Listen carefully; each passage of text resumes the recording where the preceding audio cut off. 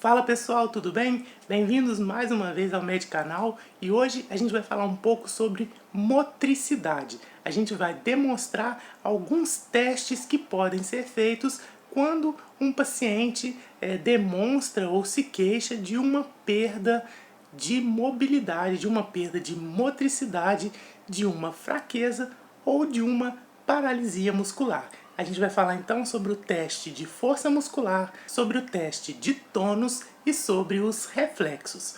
Fica comigo que vai ser bem legal.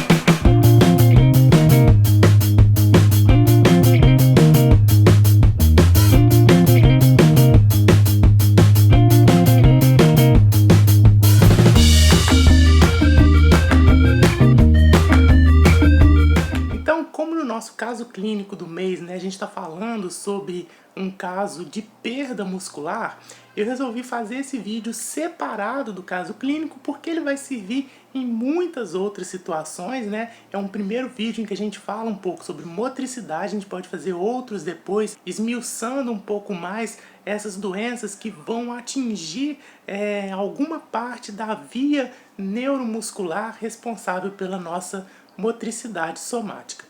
Hoje a gente vai falar sobre 3 testes que são fundamentais, que são primordiais, quando a gente está fazendo uma investigação de motricidade.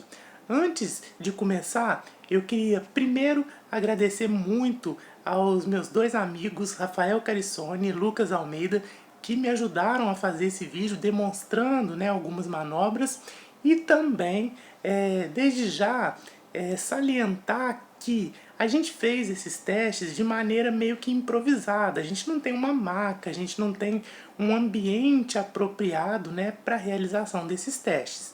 Então, a ideia geral era mesmo só mostrar um pouco da execução dos testes, mas às vezes em termos de posicionamento, em termos de colocação do paciente, a coisa não ficou assim tão 100% dentro do adequado por causa de uma limitação de espaço. Então tenham isso em mente enquanto assistem esse vídeo. Então toda vez que há uma suspeita de uma doença neuromuscular, em que há uma deficiência de motricidade, eu vou ter que fazer como um dos testes básicos o teste de força muscular, onde eu vou poder quantificar o grau de perda muscular de um determinado movimento, além de poder medir de forma mais pontual quais movimentos estão comprometidos. Então, no teste de força muscular, eu vou avaliar alguns movimentos-chave do meu paciente, tanto em membro superior quanto em membro inferior. E com isso, eu vou estar avaliando não só o músculo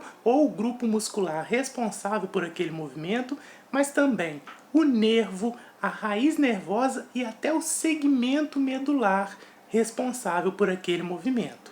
Então, além da gente saber a técnica e a graduação dos níveis de força, é importante a gente conhecer qual que é o nervo, qual que é o nível medular responsável por um determinado momento, que isso pode ajudar na nossa avaliação para saber qual que é o grau de acometimento, qual que é a área que está afetada por aquela doença, por aquele problema que está então causando aquela perda motora. Os principais movimentos que são testados tanto em membro superior quanto em membro inferior, com as respectivas raízes nervosas responsáveis por aquele movimento, são essas que eu vou mostrar para vocês agora. Abdução do braço C5, adução C7, flexão do cotovelo C5, C6, extensão C6, C7, extensão do punho C6, C7, flexão C7, C8, flexão dos dedos C8, pinça C8, abdução do polegar T1 e abdução dos dedos T1. Flexão da coxa L2, L3, extensão do joelho L3, L4, dorsiflexão do pé L4, L5. Extensão da coxa L4, L5, flexão do joelho L5, S1 e flexão plantar S1, S2. A avaliação desses movimentos vai gerar uma quantificação da força muscular em graus, que podem ir de 0 a 5, onde 5 é a motricidade completamente normal e 0 é a paralisia total. A avaliação, ela parte sempre do grau 3, que é a movimentação em que o paciente consegue vencer a força da gravidade. O paciente será grau 5 se mantiver o movimento mesmo sob resistência, e grau 4 se ceder a uma resistência moderada. Se o paciente só consegue realizar o movimento quando a gravidade é retirada, ele será então grau 2. Se, mesmo sem a gravidade, ele apenas esboçar o movimento, então ele será grau 1. Um músculo normal, com a inervação íntegra, tende a, mesmo quando relaxado, manter um grau de tensão residual, que é o chamado tônus muscular. Porém, um problema em qualquer uma das partes da via responsável pela motricidade somática pode gerar uma alteração do tônus, que pode estar tanto aumentado quanto diminuído. Para avaliar o tônus, o avaliador faz movimentos passivos com os membros do avaliado, pedindo para que ele fique relaxado. Ele vai realizar então continuamente movimentos de flexão do punho, do cotovelo e adução do ombro, seguido de abdução do ombro e extensão de punho e cotovelo com velocidades cada vez maiores. Assim como a gente mostrou aí, né, o teste de tônus muscular para membros superiores, lembrar que a gente também pode fazer essa avaliação para os membros inferiores, né, onde a gente vai realizar movimentos alternados de flexão e extensão do quadril, do joelho e do tornozelo. Se ao exame eu notar que existe uma resistência diminuída aos movimentos, quer dizer que ali eu tenho uma perda de tônus, eu tenho um quadro de hipotonia. Essa hipotonia ela pode indicar um problema de neurônio motor inferior, mas pode indicar também uma lesão cerebelar. Para eu diferenciar uma da outra, eu vou utilizar o teste de força muscular, sobre o qual a gente já falou. Isso porque na lesão cerebelar não há alteração de força muscular, enquanto que numa doença do neurônio motor inferior eu vou ter uma perda de força muscular. Então assim eu consigo diferenciar uma situação da outra. Se, por outro lado, eu tenho uma resistência aumentada, né, aos movimentos passivos no teste de tônus muscular, então eu vou ter um quadro de hipertonia, né, de tônus muscular aumentado. E esse aumento do tônus muscular ele pode se dar em dois padrões. Na hipertonia, no padrão rigidez, vai haver uma resistência aumentada em todo o movimento, tanto de flexão quanto de extensão. Esse tipo de quadro é comum em lesões dos núcleos da base, como por exemplo na síndrome de Parkinson. Porém, se a resistência é maior no movimento de extensão, no caso do membro superior, ou de flexão, no caso do membro inferior, a gente tem então hipertonia no padrão espasticidade. É típico do paciente espástico uma postura característica com o membro superior constantemente fletido. A hipertonia no padrão espasticidade, ela geralmente é acompanhada de perda de força muscular e vai indicar uma doença de neurônio motor superior. Para terminar, a gente vai falar sobre os reflexos. Bom, os reflexos tendinosos, também chamados de reflexos profundos, são reações automáticas de contração muscular quando o músculo é submetido a um estiramento súbito. Na clínica, a gente usa um martelinho, né, para estimular o estiramento de um músculo ou de um tendão de forma a obter a resposta reflexa, que assim a gente testa a integridade daquele reflexo. Quando o reflexo está presente, significa que o nível medular responsável por aquela musculatura ele está íntegro e que as fibras que chegam naquele músculo estão com a mielinização adequada.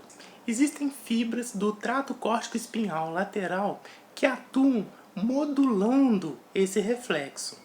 É por isso que um reflexo exaltado ele indica uma lesão no trato córtico-espinhal lateral, ou seja, uma doença do neurônio motor superior.